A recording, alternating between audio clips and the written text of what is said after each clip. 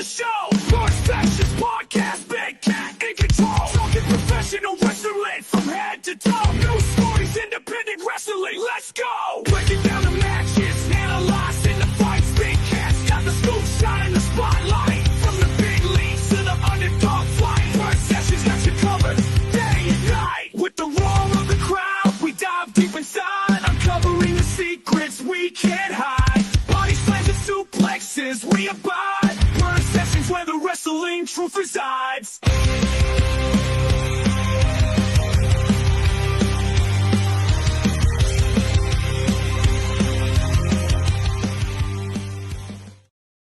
Okay, I apologize for that. That was a very weird technical difficulty. I just had a double intro going. I had to stop and just make sure everything was going. But welcome to a very special episode of the Purse Sessions, hosted by today. It's just me. It's little Levi Spade. And today we have a very special episode. Today we are going to get distracted by our phone. Okay. Today we are going to do a very special interview. I'm kind of size weird, and you'll see why. It is the impact of music within the industry. I know, speaking personally and speaking to other people, music is a huge part of professional wrestling, and not only that, but it's a industry all of its own, which is actually a very similar industry to the way that wrestling works. And so, I don't know why, it just kind of dawned on me that I've never really talked about it, and since the age of 11 or 12 had something to do with the independent music scene as well as the wrestling scene. So I decided that I would do a special episode of the First Sessions where I'm inviting my childhood friend, a very close friend of mine. Excuse me. He is a independent artist in the state of Maine, has toured up and down the East Coast on, I think, multiple occasions, has been to LA a few times, has multiple songs over 100,000 views, I think is the number that he corrected me in saying.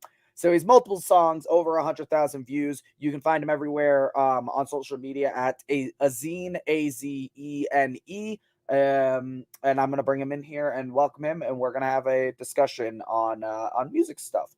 So let's get this going. Azene?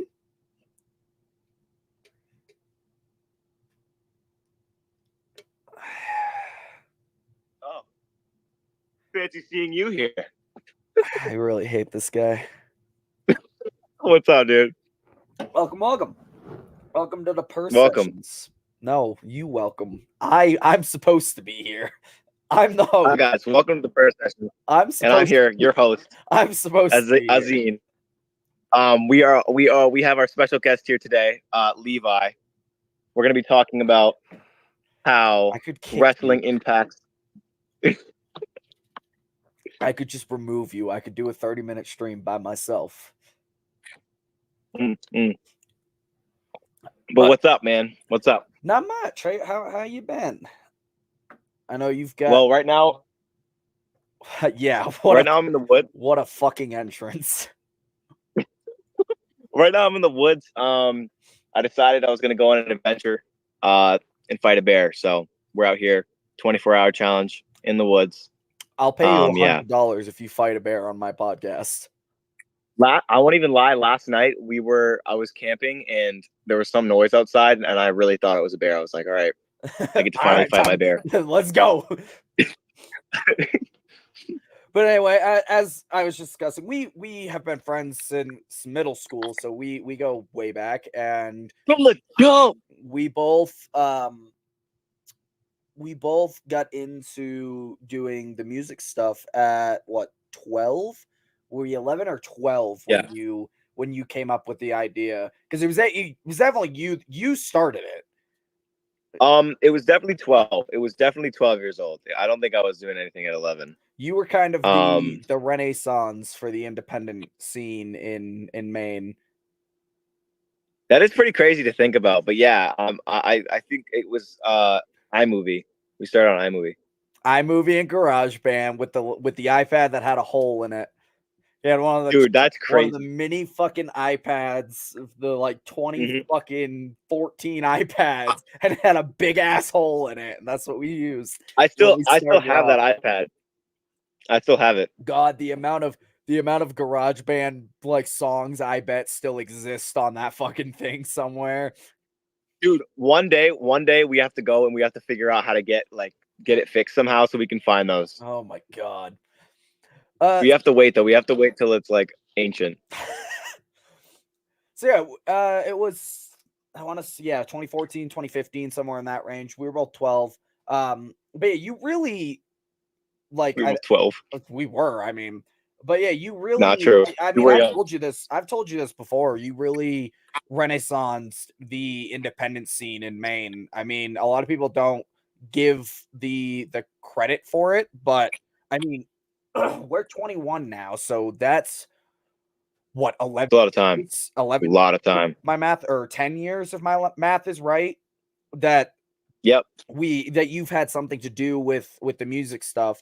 And I mean, like I said in your intro, I know you've done at least one tour down the East Coast. You've hosted multiple shows, multiple headlining shows.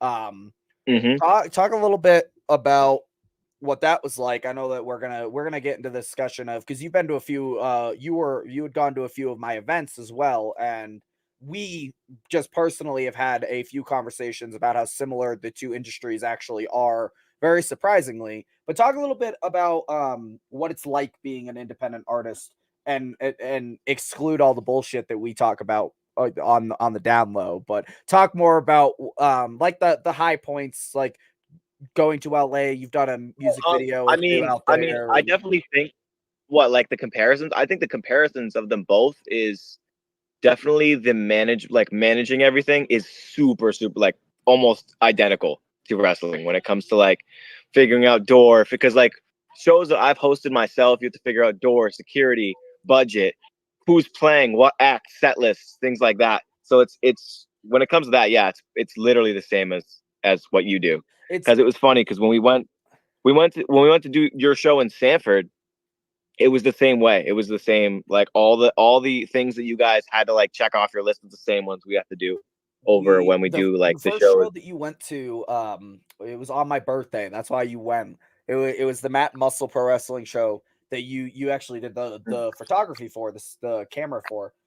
But I Yup. remember you, because you had never gone to any of the shows before. But I remember on the drive home we were talking about it, and you were like, "Bro, the similarity between what I just saw you going through in comparison to what I go through for every Dude, show is crazy." And it really is. It's just different terminology for us.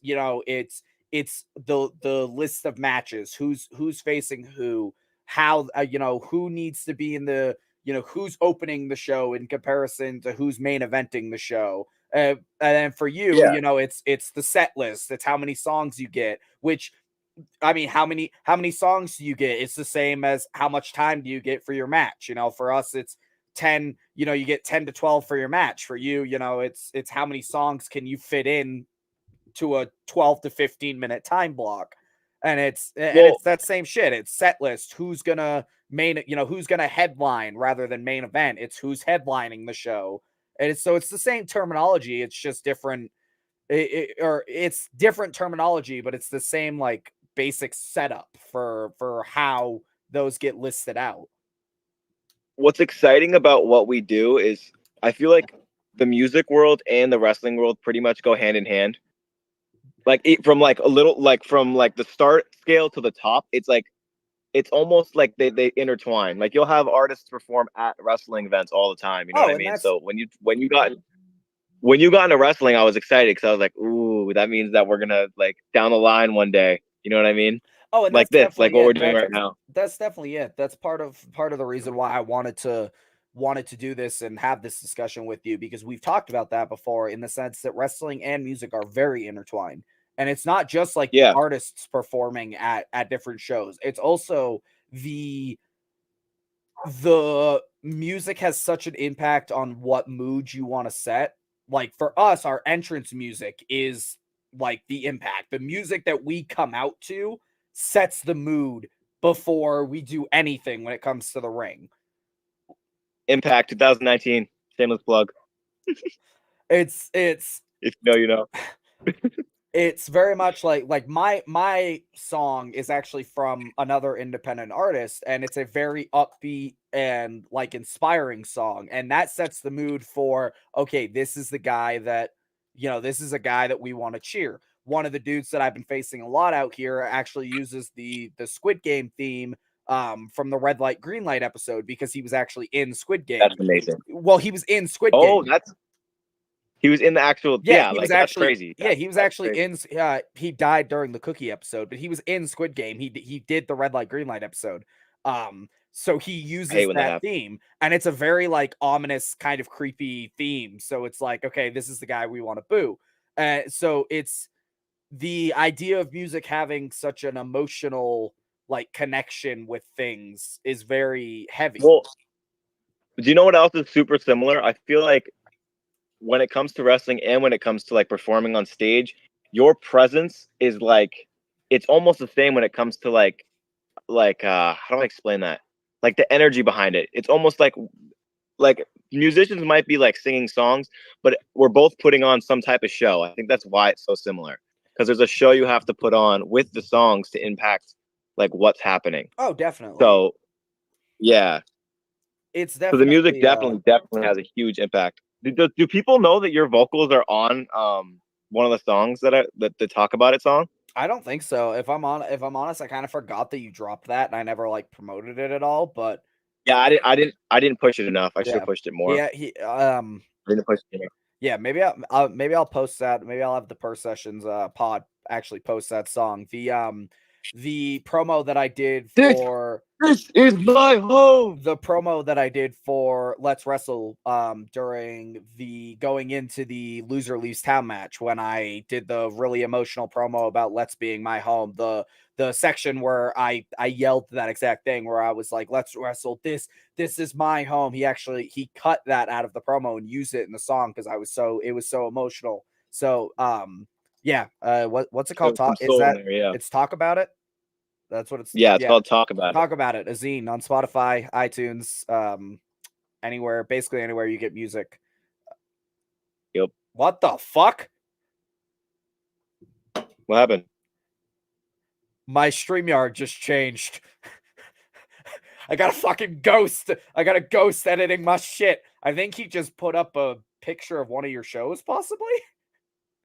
Oh, really? I wish I could see the actual like my stream right now. My background, I'll watch it after, the background just changed from the ring to like what looks like a show, but I can't tell if it's one of yours or if it's just a random show picture that he found. I'd have to see it to know. I'd have to see it to know. On the topic of your shows, we'll talk a little bit, because we just talked about stuff. Just a random show. Okay, you fucking bitch. What's his name? The guy editing? Big Cat. Big Cat. Big Cat up here with the shows. On the topic of shows, you have hosted a plethora and have been a part of a plethora of shows. What has been the coolest experience show wise you've gotten? Because I mean, I've been to a lot of your shows. And I feel like in a way, at least for me, in a way, the backyard shows have. Well, I was gonna take your question with another question. What do you think my favorite show is? I feel like it's got to be. I mean, Matter of Fact was awesome. That was a really cool show. I mean, there was some bullshit that went down, but it was relatively a really good show. Stuff will always happen, no matter what show it is. There will always be something that happens at a show. Oh yeah, and it's the same way. It's the same way in our industry. It's we show up. The amount of times that I've screamed at people for not doing what they're supposed to be doing, it's the same. It's the same shit. There'll always be those people that don't do shit that they're supposed to be doing. And like that's the thing. That's the thing, is that I don't think people get that there's so much you have to make sure is like good. So like there's so many different pieces. But anyway, back to the question.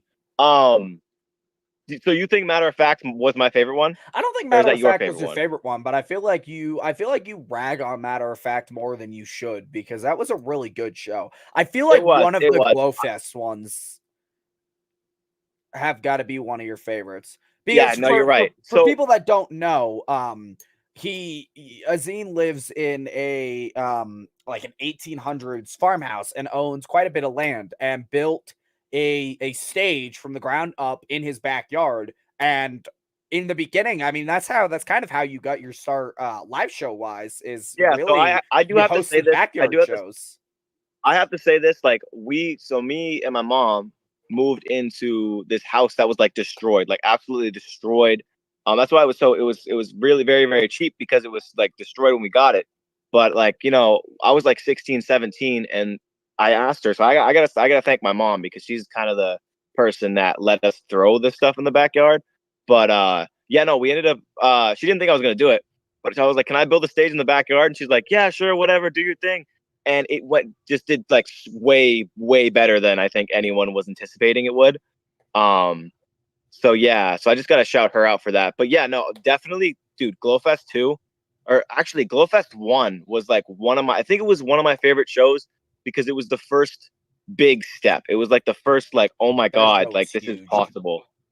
Yeah, that show was not only was like just the energy of that show perfect, it was perfect down to every minute detail. Because Like it was, yeah, it's the that show same is thing. It's the same absolutely thing. beautiful. The wrestling industry. It was very much like you were like, all right, we're gonna do backyard shows. It's the same way as like how a small like an indie promotion starts out. It's like, okay, we're gonna host a wrestling event, and then it did semi decent, and you're like, okay, let's do Yeah, another one, and then it did, more promoting, more artists, more talent. Then it's okay, now it's doing and better, and then it just keeps what's building and building interesting, and building, and then Glowfest came around, and it was it was like 200 plus people packed into your backyard, all yeah, throwing glow sticks and that one was partying, like and it was fucking huge. that was the first time. Like, and this is the thing. I don't think. I mean, no matter how far the career goes, no matter how like deep the rabbit hole goes, no matter how far I go, I still think that that's going to be like the like moment that I think about because that was the like actual start of like the building blocks. Like that to me is like the surface building block that kind of like Yeah, everything. You know what I mean? it's the same. So It's the no, same thing definitely as that one. That you. Like a lot of indie talent in Maine specific especially has to start they have to start out with the smaller promotions that are only drawing 20, 30 people because like you were saying earlier, it's very much a performance thing. Two different kinds of performances, but it's a performance thing and you have to know how to engage the crowd. With you, it's keeping the crowd engaged during the songs and also keeping them engaged during the interim. With us, it's keeping the crowd engaged during the whole match and making sure they don't get bored, and it's that same kind of like crowd engagement, and you have to start somewhere doing that. And you started with right. the smaller backyard shows that just built and built and built and built until it finally did turn into Glowfest being the first like Yeah. big thing. And it's like for us, Let's Wrestle is the big show that you want to debut on when you're just starting out. That's the show that's And drawing 200, 300 people a show. And for you, it was like Glowfest became that thing that drew 200, 300 people. And it was like, holy shit, this is fucking huge. and then the possibilities are endless. And like you have to take risks too. Like if you're like watching this right now and you want to start, I don't know, wrestling or being a musician, you have to take risks. You have to jump. You must jump in order to start somewhere because without a flame, there isn't anything to do. So you just got to do it. Yeah, I mean Because I remember the amount of I bullying remember we the used first to get for doing music stuff. I mean, dude. It's we did actually it dude. 24 fucking 7. Like we have music videos that still exist of us in Those the are high never school. those Like, are never seeing the light of day. like we have Those are music never videos seeing the that light of day. exist of us in high school, like doing a music video of one of the songs that we recorded. That was like, Yeah, just because yeah, we dude. were at school, had a bunch of time, like the three of us had time off, and we were like, all right, fuck it, we're doing a music video. And it's because of that. It was like we couldn't we couldn't stop. We couldn't just like listen to the people that are like, this is fucking stupid. You guys are gay, whatever. Right. And it's like, I don't fucking care. I mean, and what's the point of life if you're not doing what you love? You know what I mean? Like you have to. And what was I gonna say? What was on that topic? Oh no, I lost it. Oh yeah, no, yeah. What you're saying about how like the bullying and stuff like that? It's funny because back then nobody made music. Like no one. Like there wasn't a single. It was like I think it was just us three that I knew for facts made. Yeah, and now it's like everybody and their mama makes music. Yeah. So it's like, you know, you just got to do whatever you love because things change, times change, everything changes. So, yeah, well, that's why I've said. That's why I've said, and I've never sugarcoated the fact that you run us like you and Zomboy and me and like they were the renaissance of the Maine independent scene. I don't give a shit. Nobody else was doing this shit until you started throwing the backyard shows and started showing and people started showing up. That was the shit. The Valentine's Day. Remember the Valentine's Day show? Yeah, the one show we did down in your shop. That was the shit that started it. That was the spark. No, but what would you say your first? So to ask the question back to you, what would you say your favorite wrestling gig was? Oh, I've always said that Fenway holds a super special place in my heart. Because getting the opportunity to perform at Fenway Park was awesome. And that was in front of a like that is my largest crowd I've ever performed in front of until next week. Shameless plug, Primos Pro Wrestling presents the Taco Fest in Boulder, which draws like 600 plus people. So that's going to be my largest show ever. It's a huge taco Hispanic festival type thing. And apparently it draws like 500 to 600 people. So it's going to be fucking huge. Go to that. Fenway has always held a special place in my heart, but I feel like my favorite one, I don't know, I've had a lot of fun. The Loser Leaves Town match, Steel Cage Showdown for Let's Wrestle, my last show before I left Maine, might be my favorite, and that's just because I got to work with my tag partner. I got to work with Dylan and I got to work with Kat, and we got to tell this really amazing story to build it up in the month that we had before I was leaving. So we got to tell a really amazing story and build it up. And the match was like, it's not a 5-star match, but it was a good match. And I got to like feel the crowd energy for the first time because the crowd like wanted me to win.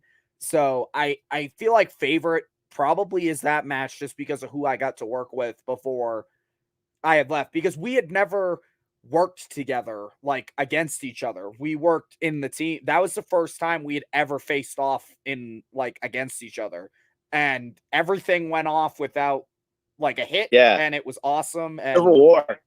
It Civil was War of wrestling. I feel like that was probably my favorite match. But Fenway will always hold a place in my heart, and that's just because, just like with you for Glowfest, I feel like Fenway was the start of something new. Fenway was and we opened the show, and like it wasn't a huge thing. Like we weren't anywhere special on the card. We opened the fucking show, but we still got the chance to perform at Fenway Park, and nobody can take away the fact that we performed in front of 300 to 400 people, and we worked with really fucking good people, and it was like 300 to 400 people, and it was at Fenway fucking Park. So like nobody could take that from me. So I will always be special. But it's funny. Yeah, dude, that is crazy. That is amazing. The wrestling, the amount of times and the amount That's funny. I'm going to Fenway Park in September to see Post Malone. Speaking of, the amount of times and the amount of pictures that I could pull up of us at shows of me body slamming you onto the stage because you crowd surf, and I'm always in the front. The amount of times I've saved your life from just what else is a really skull cracked open. Saying that. You know what else is a really good show? Summer Sound was so fun, dude. Summer Sound was really good. I wish I could remember. And I will always remember this. I'll always remember this because there is a picture out there. I jumped wrong because like you know in wrestling how you have to jump and like land correctly, right? Well, I wanted to crowd surf, and I was like, all right, I'm gonna crowd surf. I meant to jump this way, like so that that I would be like this and land on my back, but I did it wrong. So I ended up jumping, like diving like this. You did. That's Right? right. You did. That's what I forgot. So, Forgot about so that. I was, I Yeah, was, you fucking I was, I was, dived into the audience. I was, all right. I don't know if you guys can see me, but I was like Supermaning. I was like You fucking through dolphin the air. dived into the audience. Yeah. So I'm Supermaning through the air, and because of the way that I'm like that, how that is, people aren't able to hold you up well. So they almost dropped me. But or Levi, this guy right here, saved my life that day because there's a picture of Nick like grabbing me and making sure I make it back to There is a stage picture. There before is I a fell. picture, and anybody that sees it that's in the wrestling industry would laugh because anybody that sees it would know I'm literally holding you in a body slam position. Like the way Dude. way that we pick people up to body slam them is how I'm holding you and setting you on the stage. So anybody in the wrestling industry would see that and be like, it literally looks like it's a freeze frame of me body slamming you onto the fucking stage. And it's really just, Dude, I'll have you to came over and I was like, shit. And I just grabbed you in this position because it was so natural and I just set you down. You did too, because I remember like because I'm like this, because I'm like, yeah, because you were Supermaned out, so it was so easy for me to slip under your arm and I just grabbed you. Yeah. So the people holding me were like, ooh, and you're like, oh, they threw him. They fucking just launched you. They were like, fuck it. Whee! Yeah, dude. But no, like, and if I can find that picture, I'll send it over so we can have it like for people to see. I think it's on Instagram. Yeah, too. I think it's on Instagram. There's I think there's a picture of the Matter of Fact show too. That same shit happened. They were like it was it was your last song and you started like surfing and everybody just was like, yeah, we're done. And you were in the air. So everybody just fucking dropped you. And I'm just sitting there like this, solo holding you in the air as you're doing shit. They had me in the air for a minute. That's probably why. Cause I was that time I like got like, okay, thankful obviously, but I was uncomfortably, you know how like after a while you're like, okay guys, put me down. Like, dude, I swear I was in the air for like 3 or 4 minutes, and after that I was like, all right, let me down. The only thing that I recall, and I think we've talked about this before, the only thing that I recall about Summer Sound is us stumbling down the hill to see C-Dot because C-Dot headlined that show. And yeah, no, that was what song was he singing? It's like one of his biggest songs, and it was just it was me and you arm in arm screaming that song. But the Summer Sound stage was like the pit was up like 2 inches on its own platform, so we were like just behind it, arm in arm singing that song, and I stepped forward and caught the ledge and almost took everybody, including you, out because I fell over. Oh yeah. I remember, dude. That was honestly, and that's another thing, dude. Like C-Dot is somebody that I think me and you both grew up listening to. Yeah. So to have the opportunity to perform as soon with as him, we were doing the music stuff, it's like we looked to people that we looked to, to try and find people that came out of Maine that did. It's the same way how like Ace Romero and Scotty Tuhati and people like that came out of Maine and actually made it, like actually did something. And we found Spose and C-Dot, and so it was these people that actually came from the same area that we're from that actually made it, that are doing shit in the industry that we want to do shit in. Right? Yeah, no, that's what I mean, dude. And one day, Spades, if you're seeing this, one day, bro, we're gonna do a show together. Might not be today, might not be tomorrow, but it's gonna happen. Yeah, dude, you've done what? You've done the one show with C. Has it just been Summer Sound? I feel like you've worked with C-Dot on another show. I've done 3. I've done 2 shows with C-Dot, which were both Summer Sound shows, and then I did one like featuring artist show. But okay. No, I've only done 3, but hopefully more in the future. I really think there will be more in the future with like artists like him and Nobody, and there's so many. There's LG Pope. There's so many different like amazing artists out there. Yeah. So. Just because little behind the curtain, I know that you're I actually do have a tangent on this, so let me speak.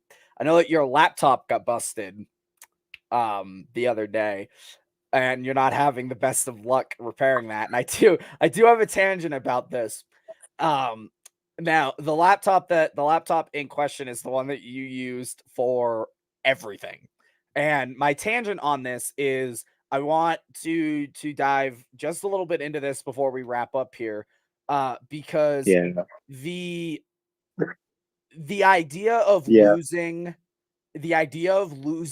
that like amount of shit could be detrimental to people. And it's the same thing with wrestling in the sense that like if all of a sudden I just stopped getting booked on shows, if I just lost everything and Yeah. stopped getting booked on shows, stopped getting promoted, stopped getting like look like it, and it's that same thing. And I want to talk a little bit about your process of going through this. And I've been in the position where I haven't been booked on shows, and other people that, in my opinion, shouldn't be being booked or have been booked on shows. I've been in that position where I'm like, what the fuck am I doing wrong? Like, I want to talk a little bit about it in the sense of for the people, because we've been very people oriented on the sense that if you want to do something like gaming, Twitch, YouTube, music, wrestling, art, artistry, whatever it is, we've talked a lot about just jump into it, start fucking doing it. When you reach these low points, when you hit these low points, what is the process of getting through it? Because Well, for a lot of you people, go in the it woods. could be you go in the woods and fight a bear. You go in the woods and you sit by the water and you tell yourself, this is just another roadblock. This is just another roadblock, and there is a way out of this one, because there always is a way out. And someone told me once, as you can, it doesn't matter how fast you go as long as you don't stop. So that's kind of when it comes to the laptop stuff. I'm just gonna keep going. Like there's no I can't stop. You know what I mean? Like there's no. I mean, dude, honestly, that laptop not existing, the first day that happened, I was like, yeah, I didn't know what to do. I was freaking out. I won't even lie. I was freaking out pretty bad because there's like 3,000 songs on there. There's like 3,000. There was an album I was working on. Yeah, for people that don't grasp the impact of this, that is the laptop it's tough. that you have had it's really tough for 6-7 years. Like we went from GarageBand on an iPad to Logic on that laptop. It has been the laptop for 6-7 years. And what kills me is it's only 4 years old. Like that laptop's only 4 years old. It's just, I guess built wrong. I don't know, but yeah, that was chocked full of shit, and that was tough. Yeah, that was tough to lose.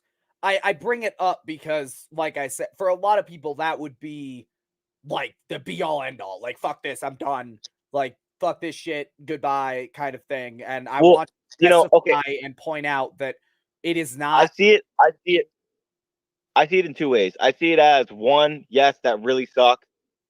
First off, we don't know if it's gone yet. I took it to the repair shop place that like gets data, so hopefully they can get all the songs back because there's an album I was working on. But if let's say none of that happens, and let's say I lose everything, right? I see that as an opportunity for growth, because when a door closes, another door opens. So if I lose all of those files, I know so much now. Like in the music industry, I know so much. I know different ways of mixing, different strategies, different programs, that I pretty much have a clean start to start over again. I mean, it sucks, but it's the rebrand. Like most things, like yeah, that's the thing that I want to point out. It's starting. It's starting over, but at the same time, not. I mean, I literally, like, if you think about it, I just went through this because I just moved out to, I'm in the Midwest. So I had to start from scratch. But at the same time, I've also been doing this for 4 years. So I have the knowledge of 4 years to start basically fresh. So it's not my biggest like thing that I want to specify is it's not the end. It sucks, and you're gonna go through the dip of, man, this sucks. What the fuck am I gonna do? But it's the opportunity to grow and rebrand into something that can be better than what you were doing before. And that's what happened with me. Right. I took 2 months off. I completely rebranded myself. I came back into the industry, and now I'm working main event matches and title matches and doing all these things. And it's because I took that time and was able to rebrand because I was in a brand new area. So my specificity is not yeah. to make you feel shitty or make myself feel shitty. It's for He's the like, people. he's like, hey, how's your laptop doing? It's for the people that How's your want to, laptop? for the people that we're telling, dive in and chase the dream. Yeah. We want to specify the fact that it's not all sunshine and rainbows. You're gonna hit really fucking low points. Once you start the path, you can't go back from the path. But also the low points, which is what's so interesting, is the low points. In the moment of the low point, it sucks. Like, it sucks. You're gonna lose a lot of stuff, like, especially when you're doing what you want to do and you're pursuing something that not a lot of people do.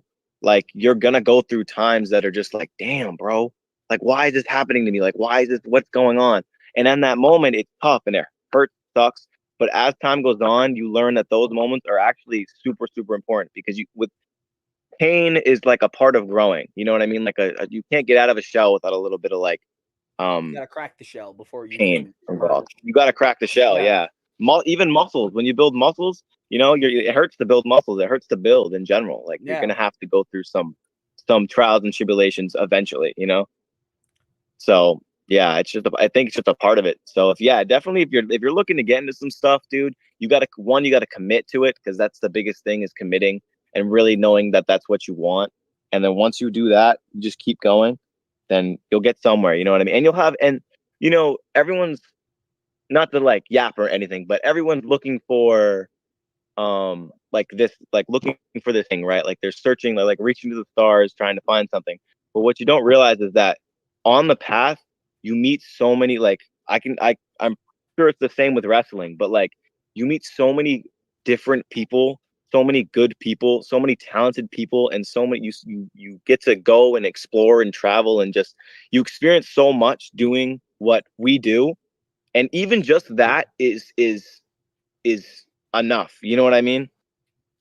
Definitely. I mean, I've had, Like, even I know that even just being able to experience that stuff is just like, it's a blessing. Yeah, and I know that you have too. I've had the opportunity to meet a lot of legends, a lot of like holy shit, I never thought I'd have the ability to like meet this person, let alone speak to this person. I know that you had the same kind of interactions with certain people. And it's always surreal, even for me, 4 years into it, like doing what I'm doing. Even for me, there's still people that like that I come across or that I meet at shows or whatever it is, and I'm like, holy shit, I can't believe I'm shaking your hand. Like, oh my fucking God, I just took a picture with this guy. Like, what the fuck? And it really is. It's like we stuck through it. You're gonna get discouraged, and you're gonna like, there's gonna be times you're gonna want to just fucking quit and call it good. But if you stick it out, you're gonna look back and you're gonna look back and see all the cool shit and the cool people you've gotten to meet and the amazing people you've gotten to meet, and be like, right, fuck, like shit. If I had quit when I wanted to, 2 years ago, I'd never be in this position where I'm doing all this shit and I'm meeting all these fucking people. Exactly. And you're meeting like-minded people that like what you like, so you're meeting, and the traveling. Honestly, my favorite part is being able to travel and like see, like Colorado. Like, when I came to see you in Colorado is beautiful. Colorado is absolutely beautiful. It's on fire right now. That place now. is incredible. It's on fire. It's on fire right now. Oh yeah, fucking dude. The whole Midwest. What do you mean it's on fire? Dude, the whole Midwest and East Coast. The whole Midwest and the West Coast are on fire right now. I've got fire. The mountains behind my place. I've got fire. I got smoke plumes on the mountains behind my place. There was a huge forest fire 2 days ago, like big enough that big enough that if you stood on my back deck, you could see the flames peeking over the ridge a couple times throughout the day because of how big it was. That's actually It's actually so bad right now. But dude, they gotta stop playing my mixtape. On God. But anyway, No, we've been that's going for a crazy, little though. bit. I've got some stuff I got to get done today before I take off for the rest of the day. So we'll end on that note. You plug your shit, promote your shit. That's what we always do to end the pod.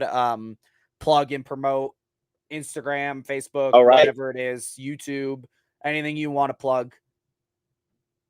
All right, so what's up, y'all? I'm Azine. If you haven't heard my music before, check it out on all platforms.